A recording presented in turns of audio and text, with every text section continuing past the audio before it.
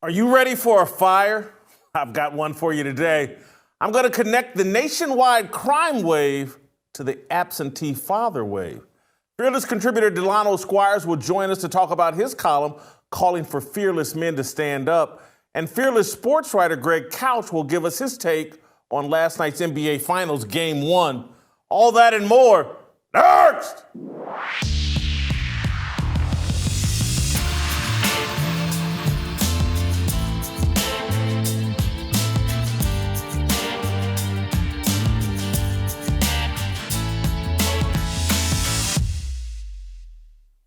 Welcome to Fearless with Jason Whitlock. I am Jason Whitlock, joined as always by my main sidekick, right-hand man, Uncle Jimmy. Fantastic show planned for you. Let's get it rolling. Let's start a fire. No longer able to constantly troll Donald Trump for clicks and ratings, corporate media outlets are returning to a familiar friend for traction and relevance: crime. Yeah, if it bleeds, it leads. That's an old adage from television. On Tuesday, corporate media focused on the apparent crime wave thrashing America over the 4th of July weekend. CNN published a story titled, "More than 230 people fatally shot in shootings over the 4th of July weekend." All right, if you actually took the time to read the story, you'd learn that the death toll was a 34% drop from a year ago. 233 fatal shootings compared to 314 in 2020. I'm not suggesting violent crime is declining in America. Last year's numbers were skewed because of the tragic death of fentanyl freedom fighter Reverend Martin George Floyd Jr. III. That legalized violence across our major cities. Violent crime is up.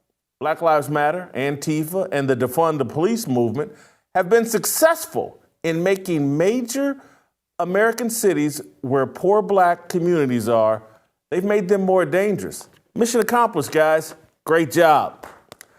My point is that with Trump out of office, corporate media will not ignore the 2021 crime spike the way it did the summer of George Floyd: rioting, looting, arson, and murder.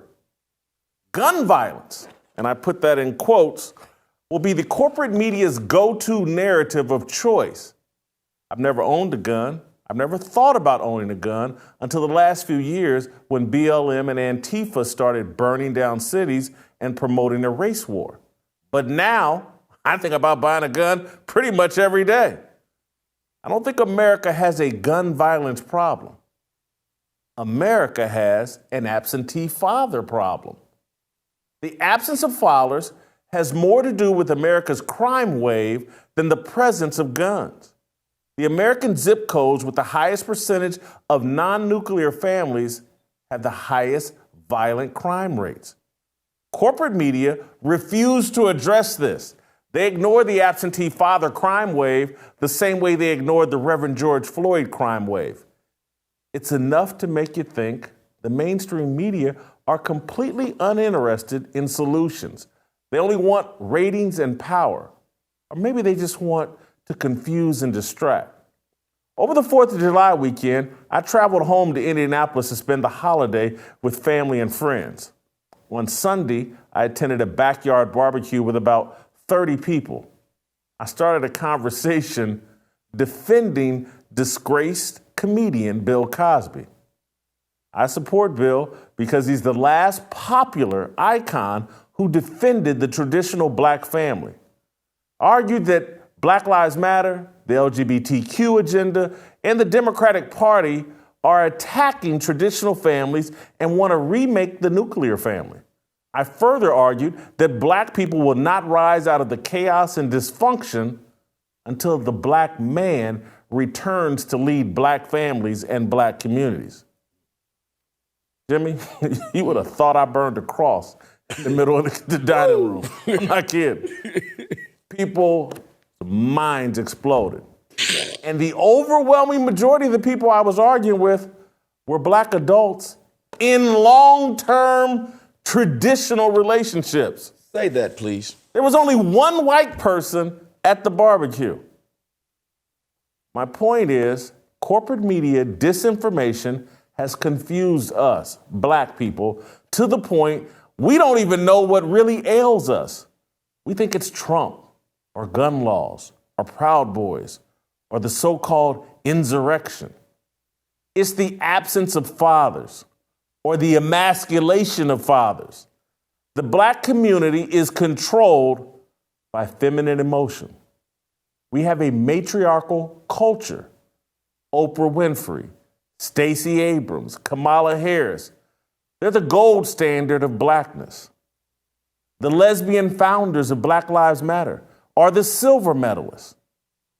DeRay McKesson, Little Nas X, Don Lemonade, they take the bronze medals.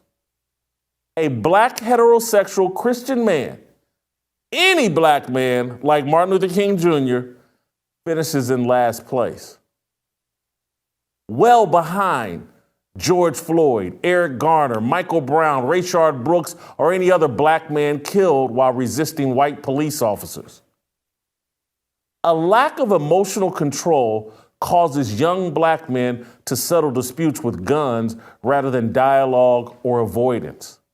That problem won't be fixed until black fathers not only return to the home, but reassert themselves as leaders of their homes.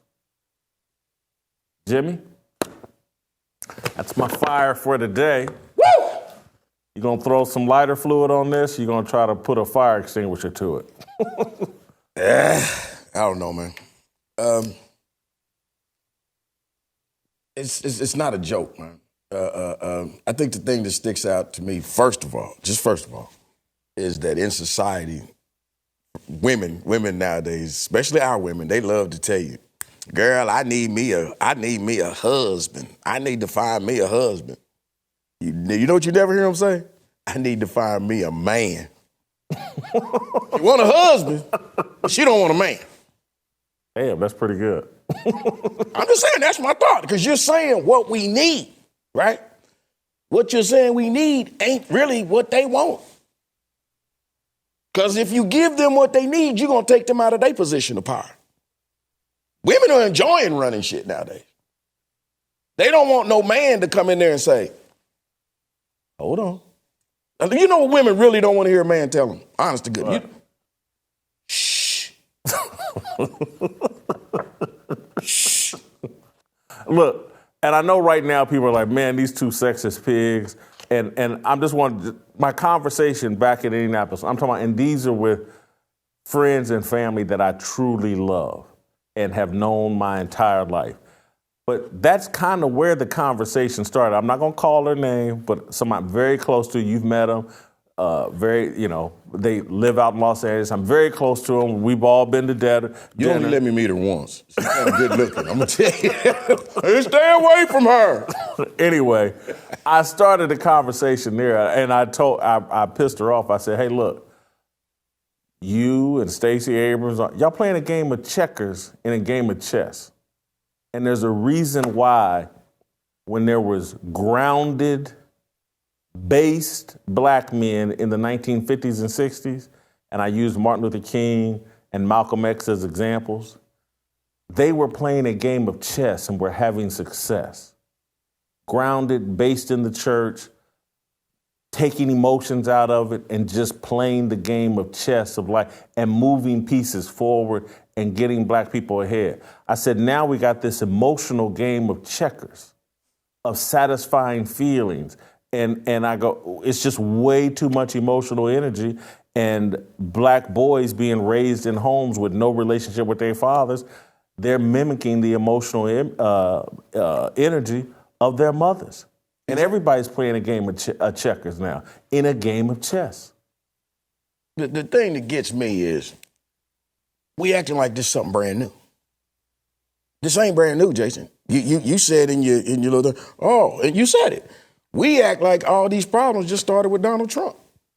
We act like this is something brand new. Oh, this happened. Man, the Bible says that there's nothing new under the sun. What you're doing now done already been done. A lot of truth in that. My mother always said, ain't nothing new but the doers. There it is. Yeah.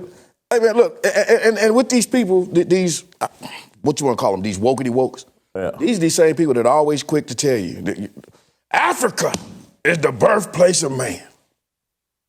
Yeah? These people, these same people. Jesus was a black man, right? They pick and choose what they want to tell you, right? Now, let me just ask you a question.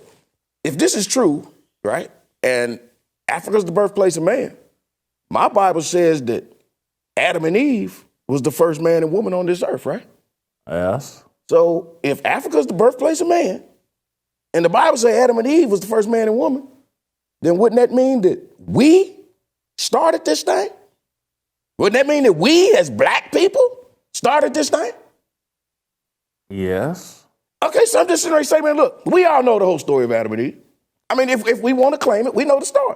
God gave Adam and Eve the world, gave them everything. Said, just don't eat off of this one tree. That's all you got to do. And you can do whatever you want to do. Adam is the man of the house. Adam leaves the house, leaves Eve at the house. And what do Eve do? Go strike up a conversation with the devil. And what the devil do? Talk. Girl, go ahead and taste this thing. Huh? Ain't that what happened? That's what happened. Adam comes back home after doing what men do back then. I don't know what the hell they did. What they do? Killing lions? Building pyramids? I don't know. Maybe he had to have a FaceTime maybe he had to have a face conference with God, a FaceTime call with God. Maybe these are the things he had to do. He walk in the house, he see Eve with that old dumbass look on her face. He talking about, Eve, what the hell did you do? She talking about, huh? She talking about, oh, well, see, what had happened was me and Lucas was talking. And Adam like, hold up, Lucas? You talking about Lucifer? Oh, well, whatever. Anyway, I knew you was going to say that. So we was talking, and you know, Adam, he was telling me that the reason God don't want you to eat from this tree is because God don't want you to be as smart as him, Adam. That's why. And what Adam should have done right then and there, and I'm telling you, man, listen to this. If Adam would have stopped right then and kicked Eve's ass out of the garden immediately, and Adam should have made an emergency phone call to God. Hey, God, listen, man, I'm sorry to bother. I know you're busy, but man, let me tell you what the hell this woman just did. I need to know, God, I didn't have nothing to do with this. If man would have done that right then and there, we might be having a different conversation right now. But instead, what did we do? We did what we as all black men do. And we choose to please the woman. And we refuse to serve God. Huh? And now that's where we are. We as black men have been running from God since we left the Garden of Eden, and we still running from him. And look what happened. Adam and Eve had 2 kids, Cain and Abel. And what happened? Cain slayed Abel.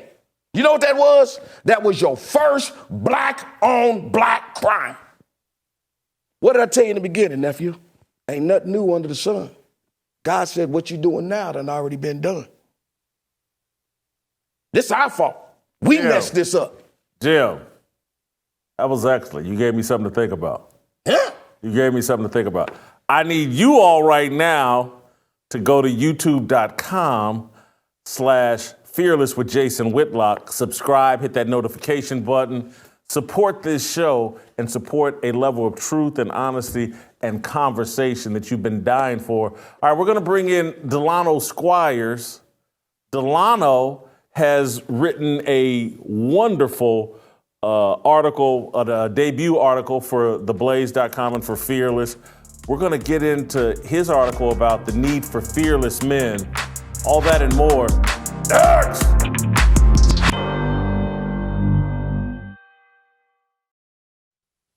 Welcome back to Fearless with Jason Whitlock. Jason Whitlock, joined by Uncle Jimmy, as always. All right, let's roll out to Washington, D.C. and bring on the newest contributor to Fearless with Jason Whitlock. He'll be writing columns for Fearless, and he'll be making regular appearances right here on this podcast. Delano Squires, a father and husband and deep thinker in Washington, D.C. Delano, welcome to the show. Thank you for having me, Jason. You've written a marvelous debut. No worries. Good to have you here. You've written a marvelous debut for Fearless. The column can be found on theblaze.com. It's titled, America Needs Fearless Men Now More Than Ever. Before I bring you in, Delano, I want to read a couple of excerpts from it. American society is in a state of crisis.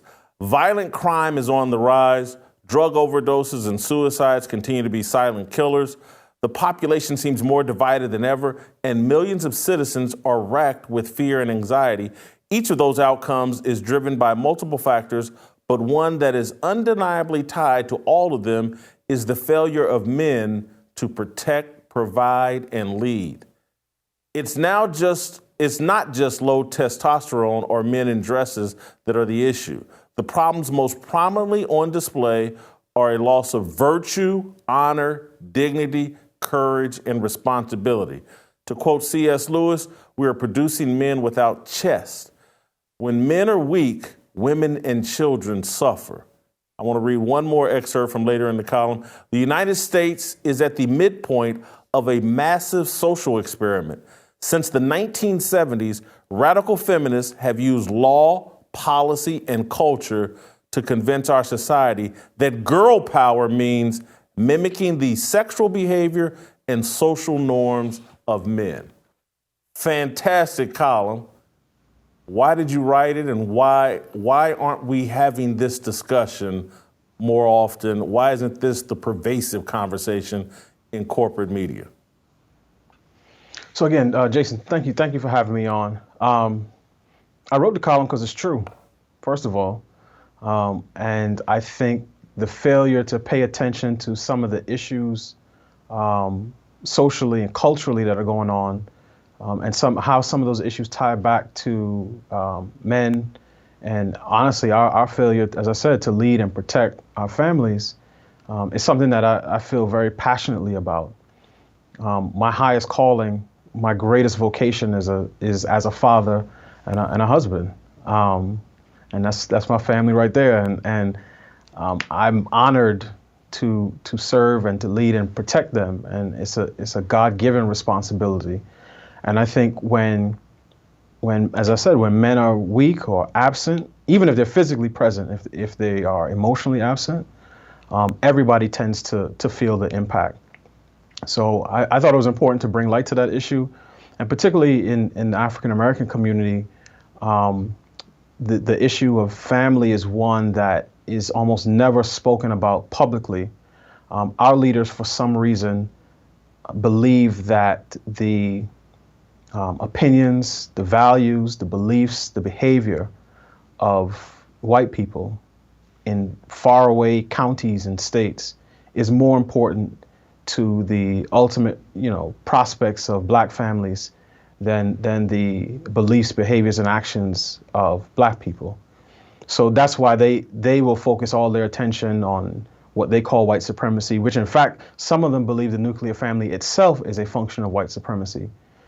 And they would rather focus on that than the condition of our families. So when you have almost 3/4 of black children being born to unwed parents, that has an impact. It's undeniable, but for some reason, no one wants to say that publicly.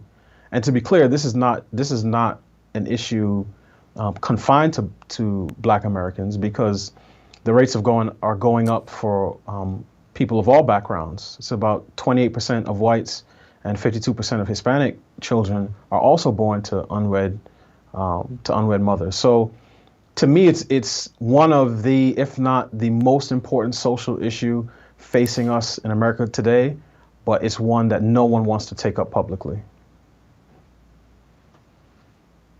How much of this can be attributed to, Delano, in my opinion, American society has gone so secular, so away from God, that marriage and family just aren't valued, and the leadership of men isn't valued?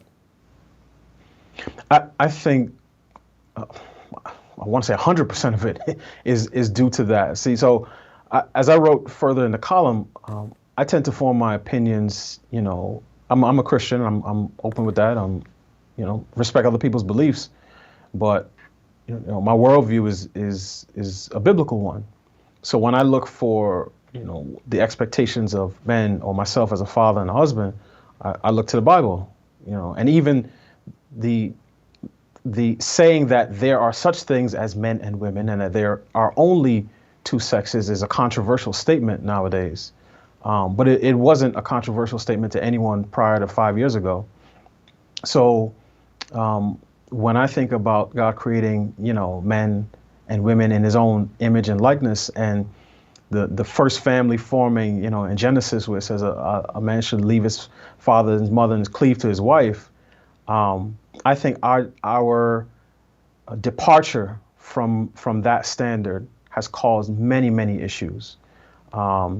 And I think, as you said, the secularization of our country and our political apparatus has aided that. So the culture tries to undermine families, at every turn, whether in schools.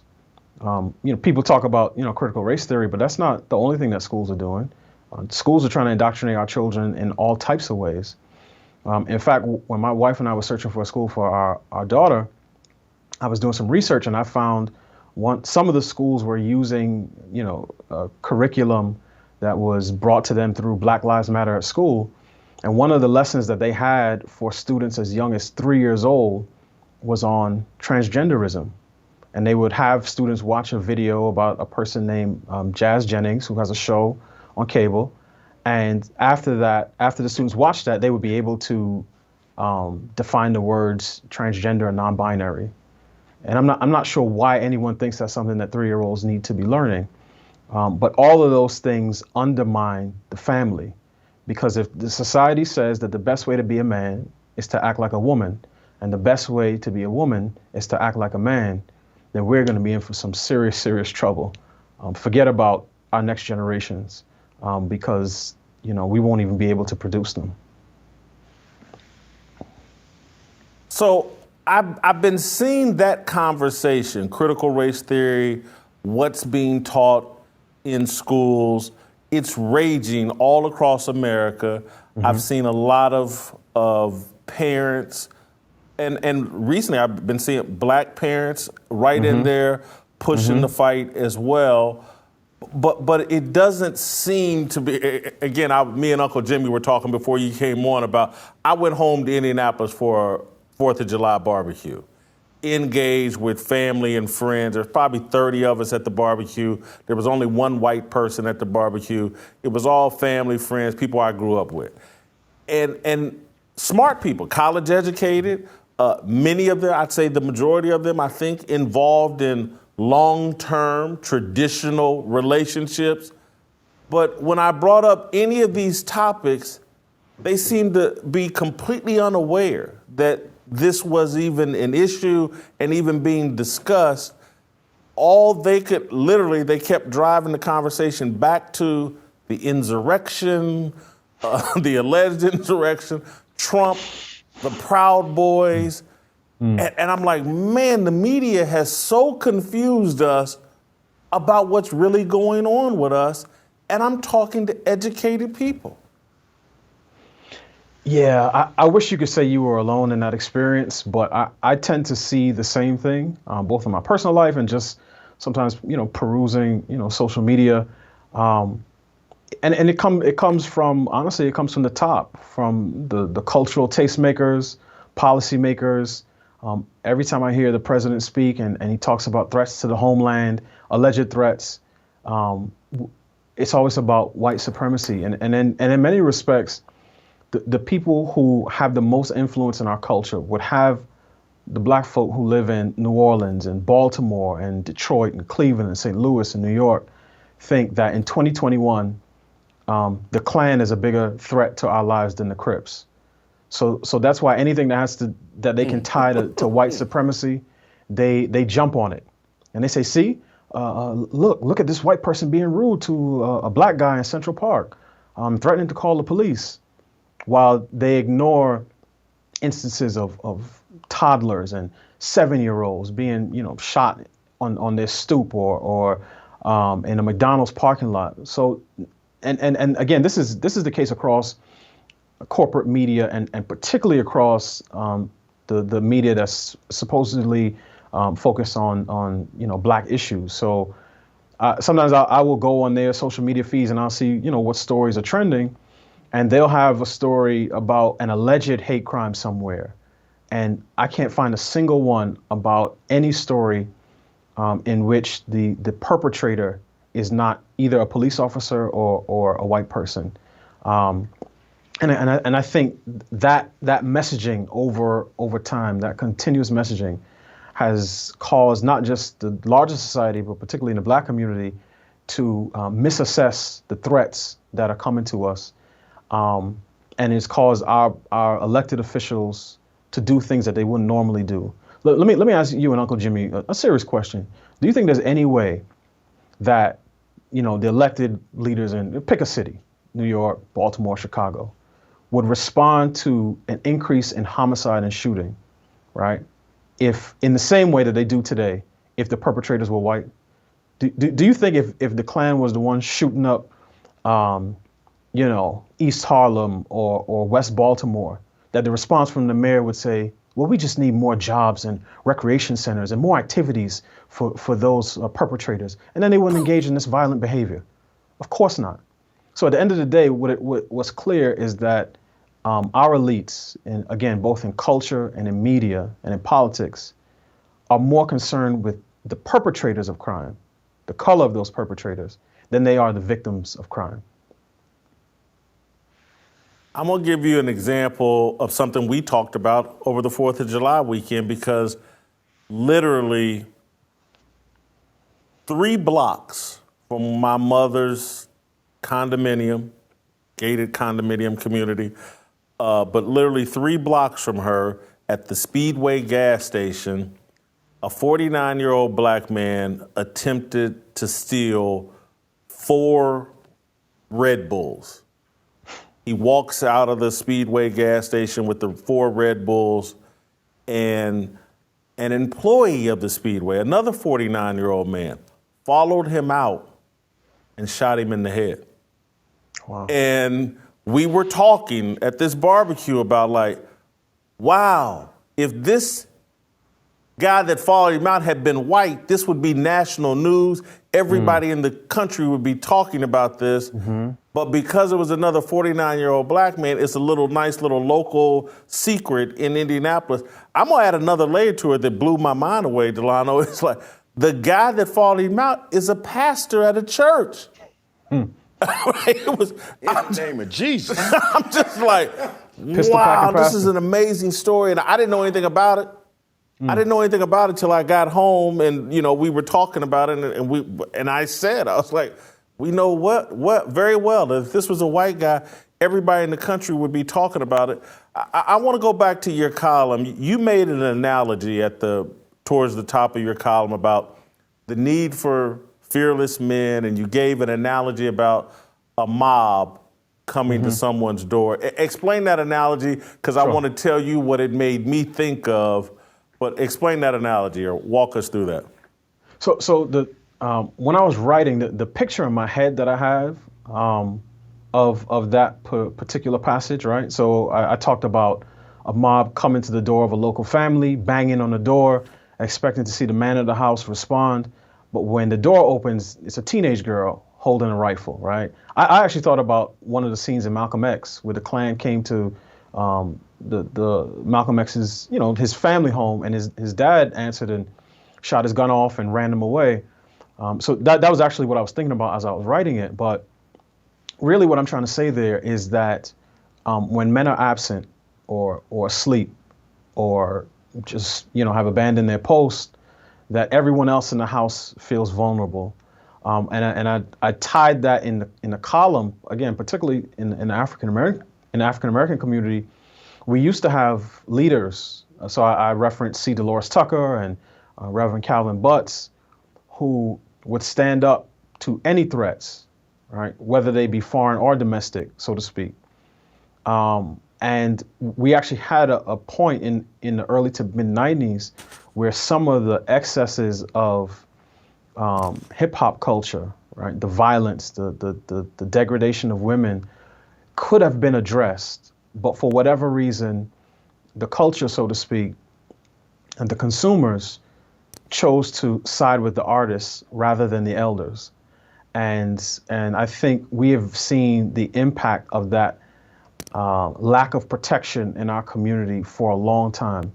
And again, just to go back to it, if the people perpetrating these images and using these terms, and singing these lyrics were not Black, our community would have a very, very different response to it.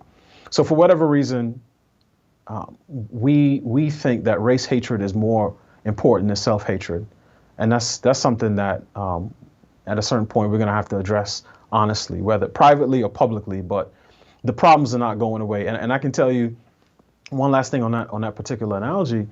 The person it makes me think of more than anyone, oddly enough, is Candace Owens. And I know a lot of people don't like her. She may be controversial, but she says things, and particularly around the impact of culture, that almost no other Black leader, and certainly none who identify as Democrat or on the left, will touch publicly. Now, privately, we'll say a lot of things in the barbershop, at barbecues, at family events, but publicly, we'll say, oh, what Cardi B and Megan Thee Stallion says, it doesn't matter. Who cares? It's just them expressing themselves. And then in the next breath, we'll say that representation matters and kids want to be what they see. But I think she reminds me of that little girl holding the rifle. And sometimes she may not use it in ways that people like. She may fumble it. She may fire off an errant shot. But that's the picture you have when the most outspoken sort of public figure on the issues of Black culture is a young Black woman. That means somebody else has abandoned their post. I'm going to tell you what your analogy made me think of, and Okay. I almost called you and or wrote you a note and say, you want to put this in your column? And I was like, man, this is too hot, because this analogy is piping hot, and it's controversial, but it's what I really believe. And so I'm reading your piece and I'm thinking about the damage being done by portraying all masculinity or virtually any form of masculinity as toxic. And so no one wants to really be macho or masculine anymore and take, damn near opening a door is damn near controversial. If you open a door for a woman, it's nearly, it's an insult almost. And so, and Delano, my guy Curtis Schoon that I was doing a podcast or weekly podcast with, he actually pointed this out to me months ago, maybe a year ago, when the Breonna Taylor thing got piping hot. And everybody's upset about Breonna Taylor getting killed. And Curtis said to me, he goes, man, I ain't got no respect for her boyfriend. And it hit me hard. I'm not talking about the former boyfriend that was dealing drugs. And it made me say, like, oh my God, the boyfriend is laying in bed with her when there's banging on the door. He doesn't say to his woman, baby, hang back here, let me go see what this is about, and then I'll let you know if it's good for you to come out. They go out together to go see who's banging at the door. He takes a gun. He clearly thinks something could jump off, potentially. Again, and it just helped me, like, we've so demonized masculinity, and women have so jumped up that they stand in shoulder to shoulder with us, and we think it's okay to carry them into danger. And Breonna Taylor gets killed, and I'm just telling you, I'm a old school idiot that maybe I'm a chauvinist pig or whatever, but I guarantee you, I guarantee, put me in this spot. The only person that would have got killed that night would have been me. That's all. Right. Because my woman would have been. I ain't gonna shoot no damn police. I'm sorry. No, that's a lie. I ain't shooting no damn police. I'm sorry. Jim, I agree with you. I would have never shot at him. But I'm just saying, if somebody in my home would have got killed, they would have had to walk back into that bedroom and execute her. She wouldn't have been standing out in the living room with me or anybody until the trouble was clear. And that was. When I was reading your deal, I was just thinking, like, man, we've got this whole thing just screwed up.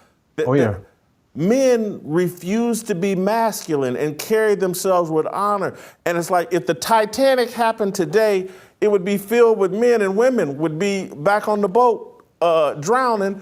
and all the life rafts would be taken up by men. I don't need your life raft. I can go by myself. It's a sad irony, right? So in one respect, you'll hear people say, the black woman is the most unprotected and unloved person in society. But then when black men want to assert themselves and their masculinity, they'll say, well, that's toxic. We don't want that. So, and I think you've seen the effects of that. And it's not just black men. I think men in general of later generations are just, they're soft and insecure and indecisive. They won't plan dates. They won't take initiative. I mean, 80 years ago, at 22, a guy would have already served a tour in Korea or overseas somewhere, come back home, took a job at the plant, and married with 2 kids. And now a 22-year-old needs a comfort squirrel and a coloring book to deal with the results of an election. So we in many respects, like many things that the United States produces, we're not making them like we used to. And that's going to be a problem, because a lot of times when I see guys nowadays, I just ask myself, is this the type of guy that a woman can build a life with, right? Can he be a solid rock for a family? When they come home with their issues, whether a wife or children, whether at work or at school, is he going to be solid, or is he going to run out first when things start to get tough? And that's really what I would like to see in our future generations, because we're a country at this point. Almost all of our public conversations are about history, right? And I respect and honor the past, but any people that spend more time talking about the society that their ancestors had to endure rather than the one that their descendants will inherit is going to be in trouble. So I'd much rather keep my eyes downrange, thinking about what this culture will look like, the one that my children will inherit and their children, because I'm raising my grandchildren's parents. So I tend to keep my eyes on that. And right now it's not looking particularly good. And that's why I think we need more men who are willing to, and particularly black men, who are willing to stand up. Everybody talks about using your voice until you use it for something that they don't like. And use our voice and say, look, we're going to be reckoned with. If you're coming in and you're bringing solutions, all of your solutions, I don't care if you're a Republican or conservative, if all of your solutions start with the government, you're doing it wrong. The family is the first institution that God created. Before prophets and before priests, there was a family. So if you have a forward vision for any community that doesn't involve the family, again, you're doing it wrong. You need to start from scratch. Delano, we'll end on this note.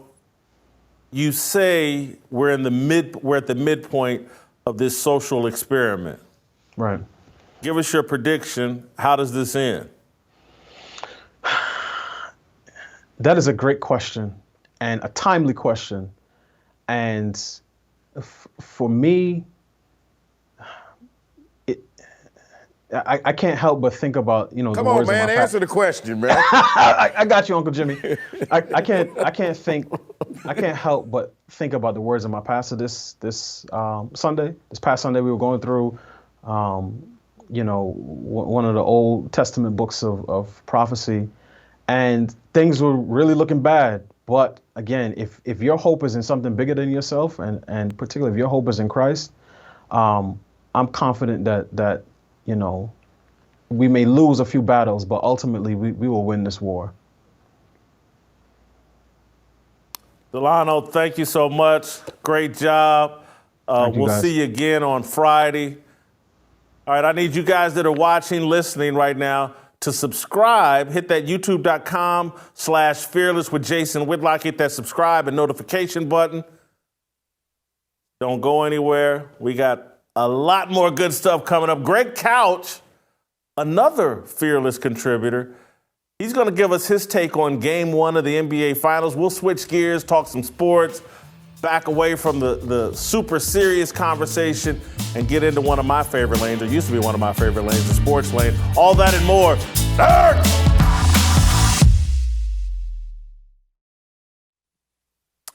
Welcome back to Fearless with Jason Whitlock. I am Jason Whitlock, joined, of course, by my right-hand man, Uncle Jimmy.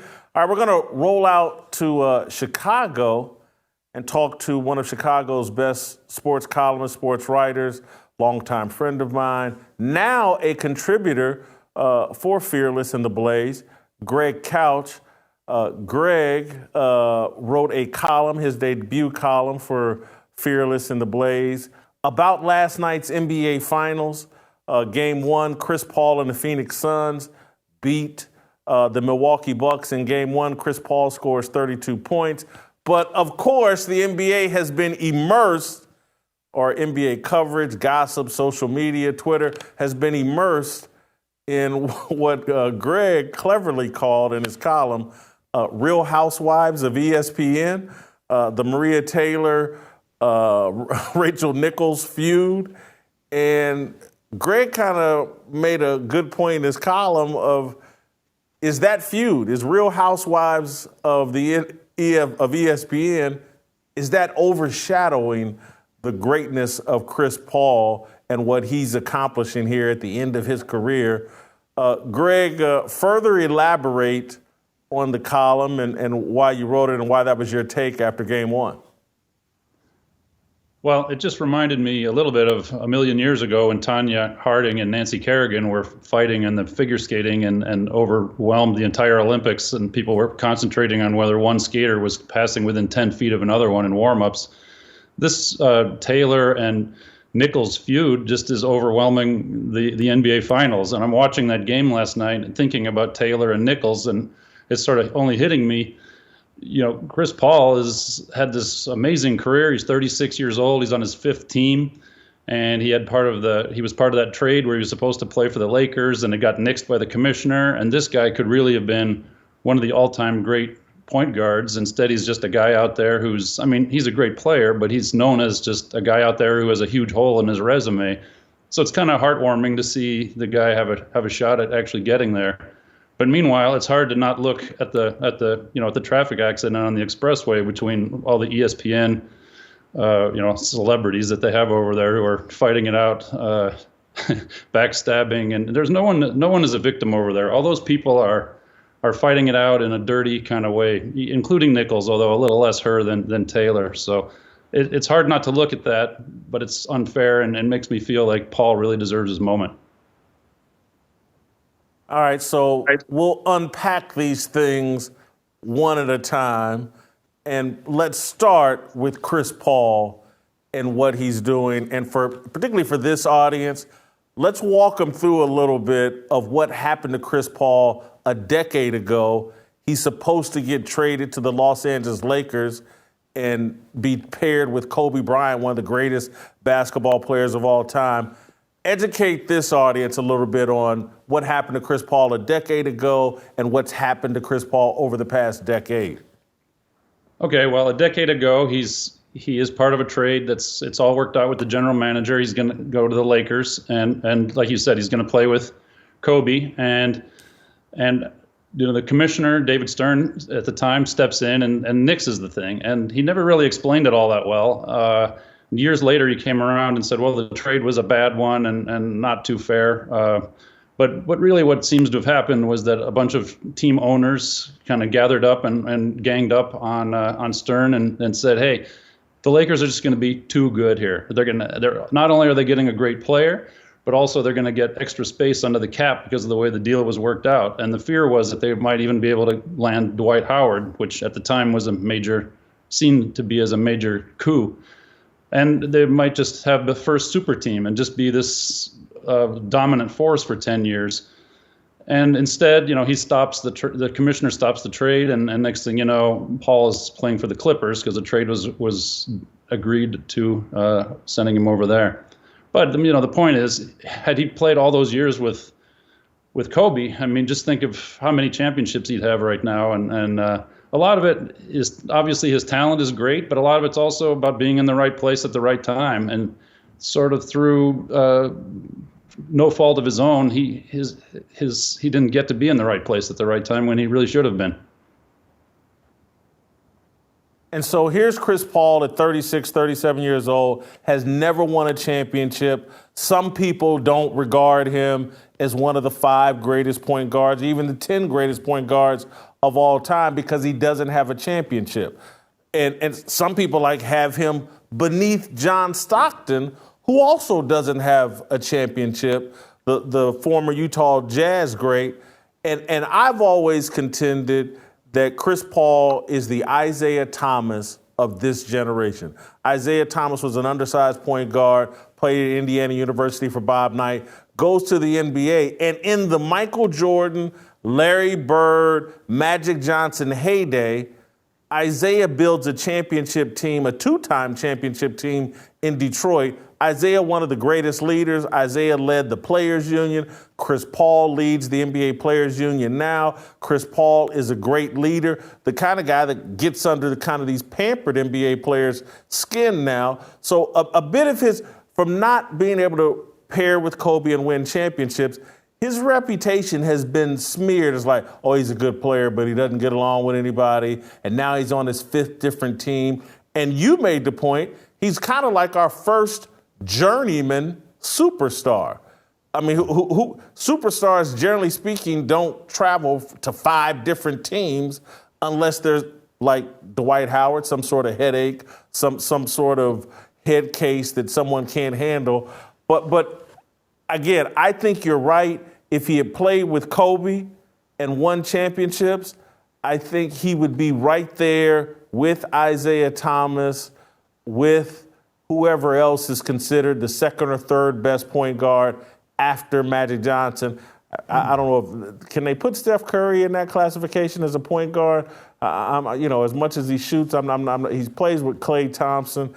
But anyway, he's right in that group and right in that discussion. And so his reputation was diminished by being denied something that I'm sure he felt like he had earned the right to be traded to the Lakers and to pursue that kind of greatness.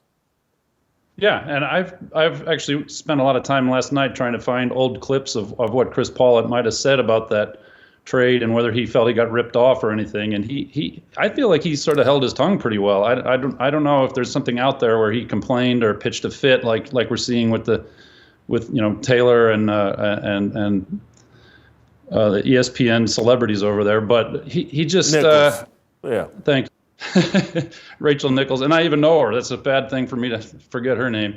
But he can run the offense, and he can shoot too, as we find out now, with 32 points last night and 41 in the last game of the conference finals. So he can do it all, and I do think he's sort of proved in the last few days that he's a big game player. But maybe that's unfair too. You look at some of these people just being in the right spot. Like we're seeing Scottie Pippen now all upset that he's been cast as the sidekick to Michael Jordan. I mean, what would he be right now if he hadn't been the sidekick to Michael Jordan? I mean, he wouldn't be writing a book and selling a bourbon now or whatever else he's doing years later. So, he got the benefit of being in the right place at the right time.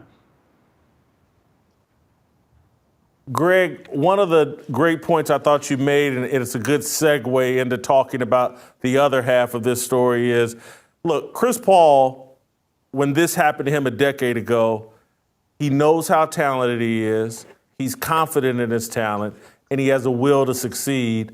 And that probably explains why he doesn't throw some incredible tantrum and doesn't let that mar the rest of his career or try to get in some blood feud with David Stern and the whole NBA, because he knew he had the talent, he has the confidence, he has the will to succeed. He played the long game and said, eventually this is going to work out for me. I wonder if I look across at Maria Taylor and Rachel Nichols and wonder if they have that same level of talent, confidence, and will to succeed. They're in a dispute about who's going to be the host of the NBA Countdown, and the reaction has been a bit over the top, in my view, from Maria Taylor's perspective. I can't figure out for the life of me what Rachel Nichols did wrong other than gossip on the phone with a friend. But give me your take. Who's the bad guy? I'm going to give you 3 candidates for the worst people in this group. ESPN management, Maria Taylor, or Rachel Nichols. Rank them 1 to 3. Oh, man. I guess I'll go with it's hard when you say worst, because I think that Maria Taylor is playing the most cynical play out there. But it's also genius. And if I ever want to have an agent again, I probably wonder if she'd be willing to do it. So does that make her the worst? I mean, I guess ESPN's Explain to me why it's genius. Because she's complaining. I mean, she's upset that Nichols has said that there's race involved in her hiring, and yet now she just sits on that information. And a year later, I mean, I don't know this for a fact, but it seems like Taylor is the one who released that, or leaked the video or audio. And first of all, she's upset about the idea that race helped get her job, and now she's using race to try to pressure ESPN to give her a big raise. I mean, she's complaining about something and using it at the exact same time.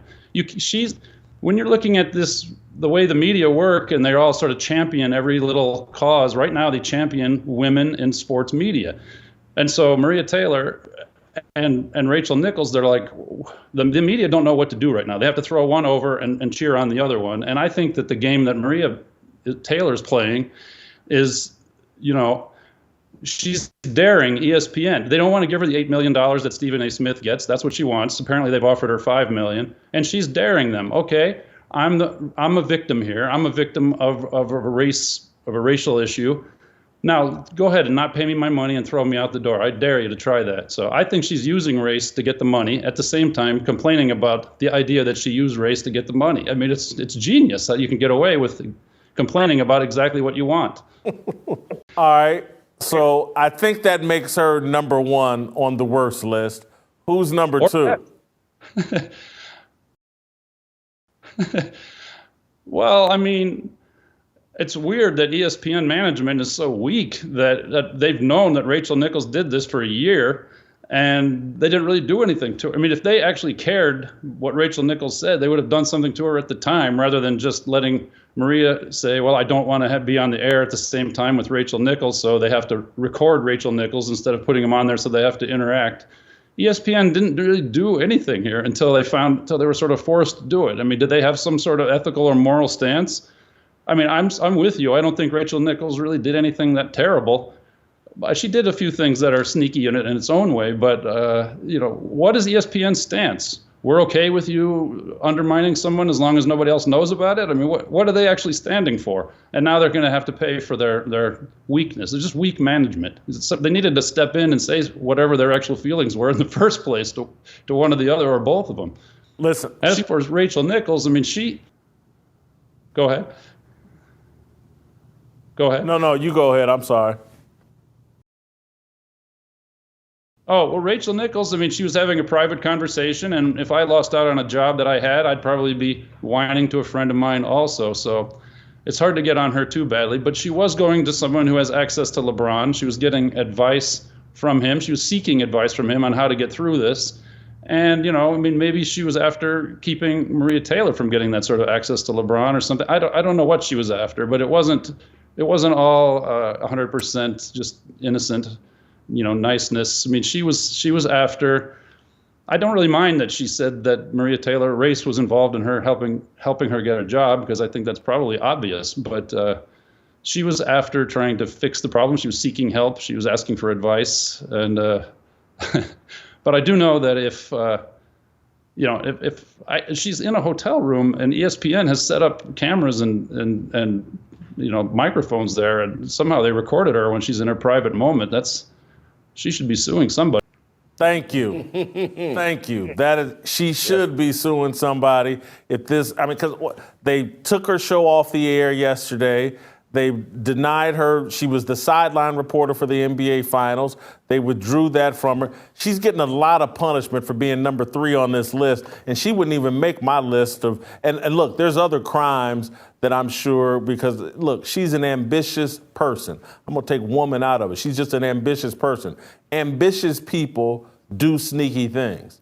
In this case here, she's just not guilty. And I've heard people say, well, I know Rachel Nichols and she's done X, Y, and Z, blah. But in this case here, she's done nothing other than gossip with a friend like everybody else does in America when something doesn't go right on their job.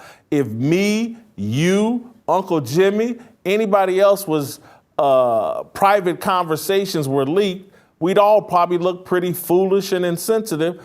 I just can't believe, and I'll get your prediction on this because I've talked to a lot of people. I've been gossiping about this all during my free time.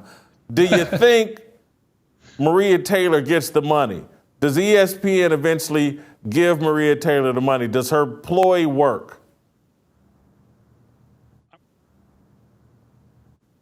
I'm going to go with yes, because one other thing that Maria Taylor did that was genius was going after the person who could fill her spot. I mean, she's undermined the perfect replacement. So it's going to be hard for ESPN, which is very, let's just say, woke-y sensitive, to let a black woman leave after she's theoretically been victimized for being black. I can't see it. I can't see them letting her go. I think she probably earned herself a few $1 million with this play.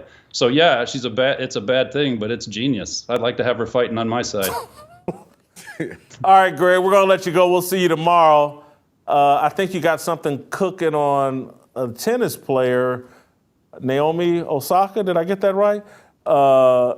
She's doing a documentary, but she doesn't want to talk to the media. I think we'll talk to you about that tomorrow. Great job.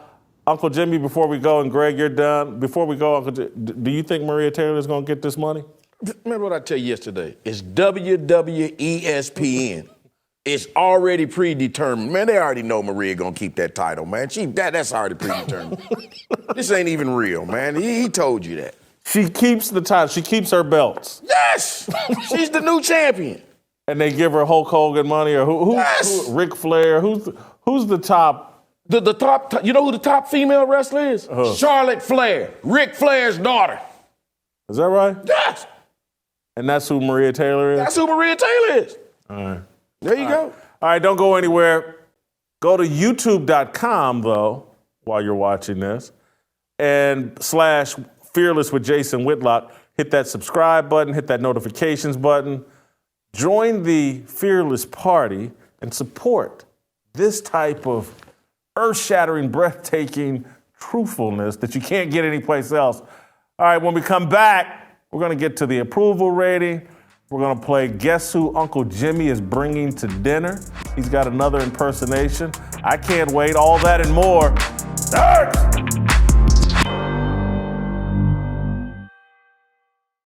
All right, welcome back to Fearless with Jason Whitlock. I am Jason Whitlock.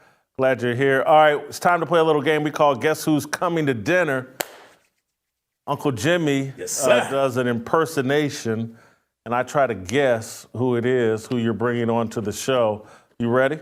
I'm ready, man. Let's go. All right. Well, ready? Here we go. Go ahead. Let me guess who's coming to dinner. You ready? Here we go. First of all, let me take this off here. All right.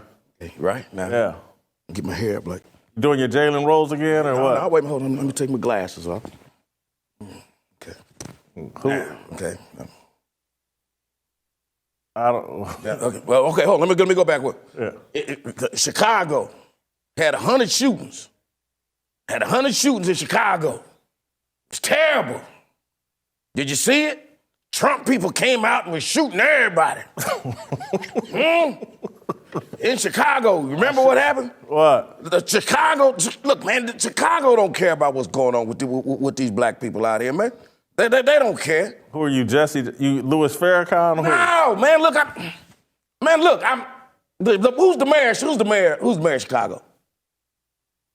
What's her name? Lori Lightfoot. All right, I'm her twin brother, Larry Lightfoot. That's who I am. Okay, and I'm out here, I'm talking about the injustices that's been going on in the streets of Chicago. The Trump administration and what they doing out there. Trump's out of office. It's still all of that. They're not caring about the plight of the black man and what's happening in Chicago. What about Jussie Smollett? They still ain't. Jussie? You mean? Yes, Jussie Smollett. They still have not found. Look what they did to that boy, man. Who? Look what they did to Jussie. What did they do? They tied a noose around his neck and then made him go to Subway and then talk about that boy. Talking about that boy did that to himself. Black people can't tie their own damn shoe. How the hell they know how to tie a noose? That was a hoax, Jim. That was real. He hired two people to... Look, me and my sister ain't close. Okay, but I know for a fact that was real. Now, that's another subject. She stole one of my girlfriends, and we ain't never been the same since, but I forgive her. Ever since then, I shunned off white women, by the way. Hold on. So, Lori Lightfoot, my sister, my twin sister, has a twin brother. Larry, is that who you say? That's who I am, yes, sir. Larry Lightfoot. And I'm out here in these streets every day speaking about the injustices that's going on in my city of Chicago. You do kind of look like Lori I'm just Lightfoot. telling you. I'm out here trying to put in the work. I'm making it safe so that your kids can go to the bathroom with a transgender person.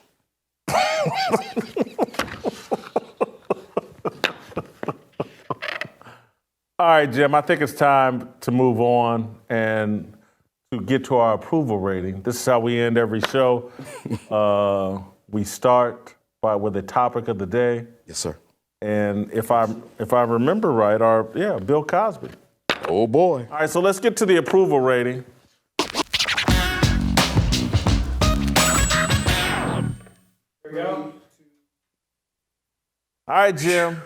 Bill Cosby is our approval rating, and I'm a little bit nervous about how you're going to rate Dr. Cosby here.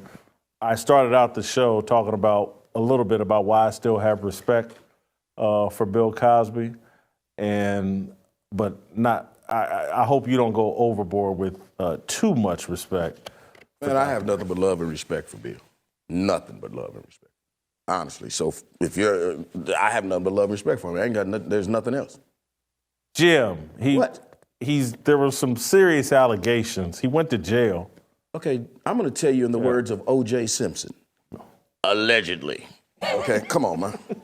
So you're comparing Bill to O.J.? Not guilty. They found him anyway. Come on, man. Look, again, I'm caught in the middle. This is the other thing I left out of the barbecue back in Indianapolis. That Bill Cosby was the starting point of my discussion, and that's what set a lot of people off. Why? I said I wasn't all that mad at Bill Cosby getting released from prison because I don't know if justice was served there. And people are upset with me about that. And I know, look, I'm not gonna debate that. Let's go, man. We got business, but let's go. Yeah. So job performance for Bill. I guess he's still a comedian. I do like. He just put out a statement though, calling out the media. I kind of like that. Bill kind of sounded like a Trump supporter with his statement he put out. He said the media is actually doing the insurrection. So I got Bill at a job performance of 10. You know, he's out on parole or whatever. No, actually, he's not even on parole. He's not even on parole. The conviction got overturned. It's got overturned. Yeah, so I got him at job performance. So for that alone, since the conviction is overturned, that alone, he gets a 25 for job performance. He did his job. What was his job? Got the hell up out of there. All right, got out of jail. You know, he blind in prison. I got a friend who's a guard. They said he was very mannerable. Said he be talking to the women, got talking about, yes, ma'am. Yes, ma'am. Yes, ma'am. Yeah, real nice. All right, I can't wait to hear this one.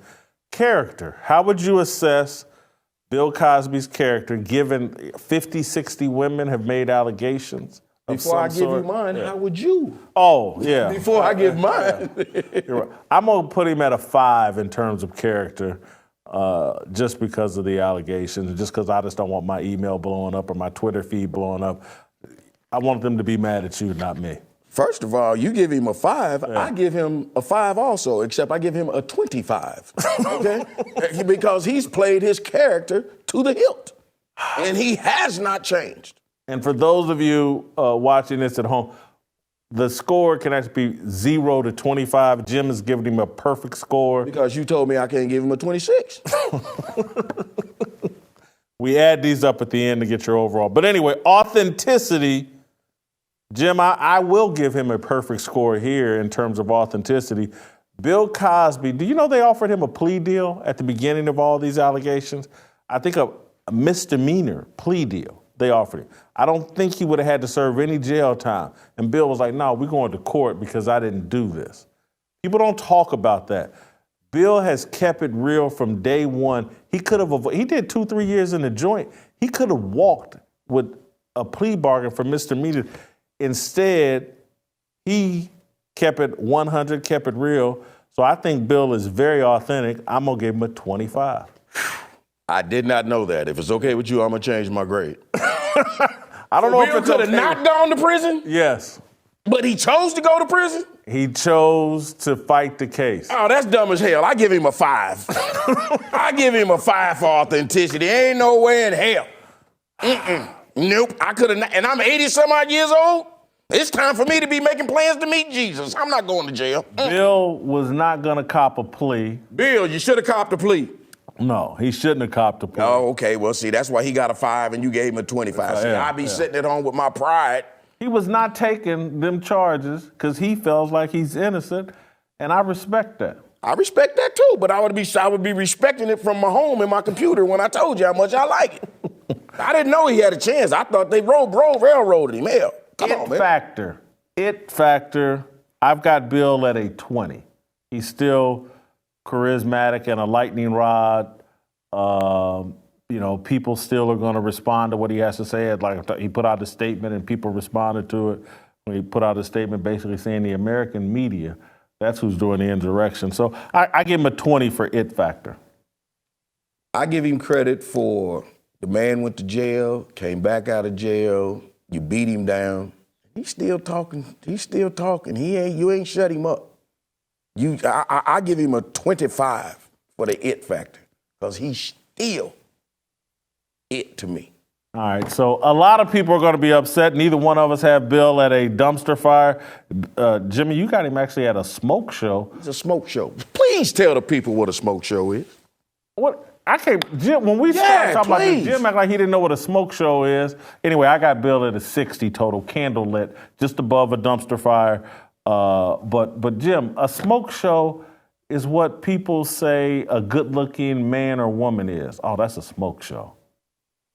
That person's. I can't believe you haven't heard that. You know what that means? No one's ever called you a smoke show.